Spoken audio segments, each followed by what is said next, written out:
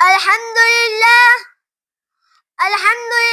رب العالمين والصلاة والسلام على سيد الأنبياء والمرسلين محمد وآله وأصحابه أجمعين. أما بعد، فأعوذ بالله من الشيطان الرجيم. بسم الله الرحمن الرحيم.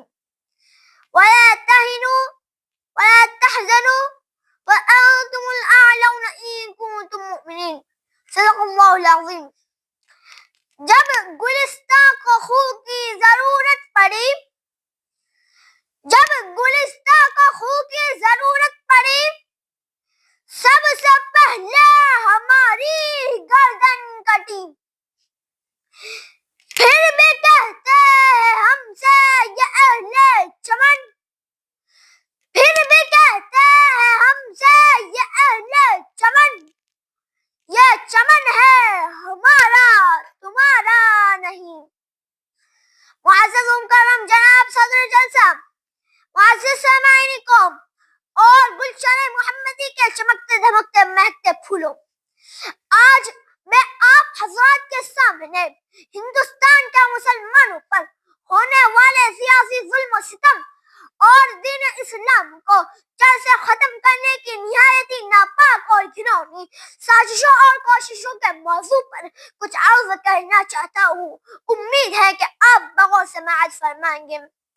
وہ ہندوستان جس کے حریت کے باغ کو مسلمانوں نے اپنے خون جگر سے سینچا تھا، وہ ہندوستان جس کے آزادی کے خاطر بحر ناآشنا ساحل میں کود پڑے تھے اور موجوں سے کھیلتے ہوئے منج دہار تک جا پہنچے تھے، بے پناہ قربانیوں کے ذریعے اس کو پروان چڑھایا تھا. آج اسی ہندوستان میں مسلمانوں کو طرح طرح کی اذیتیں اور تکلیفیں پہنچائی جا رہی ہے.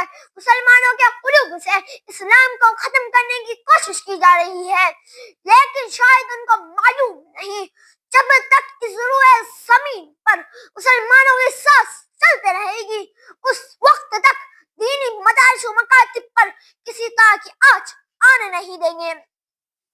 ہم تمہاری دھمکیوں سے خوف کھا سکتے نہیں، ہم تمہاری دھمکیوں سے خوف کھا سکتے نہیں، ظلم کے آگے اپنا سر جھکا سکتے نہیں.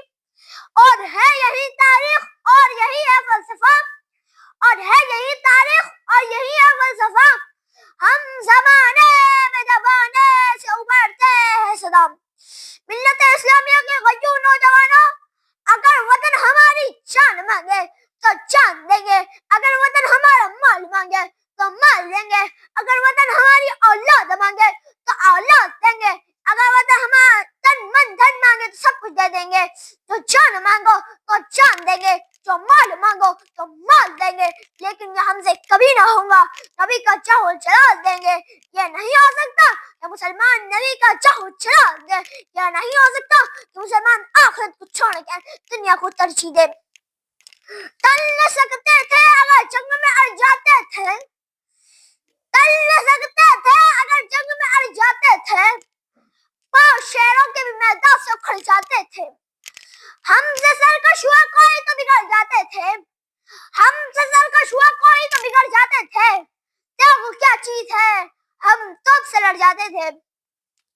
ملت اسلامیہ کے غیور نوجوانوں، وہ ٹیپو سلطان ہی کے ساتھ تھی جس نے یہ کہہ کر کہ گیدڑ کی 100 برس کی زندگی سے شیر کی 1 دن کی زندگی بہتر ہے، جس نے لوگوں کے رگ مردہ میں آزادی کی بغل لہر دوڑا دی تھی اور خود بھی انگریزوں کے خلاف برسر پیکار رہے، یہاں تک کہ میسور کی دھرتی پر خون کا آخری قطرہ بھی آزادی کی راہ میں بہا کر شہید ہو گئے تھے.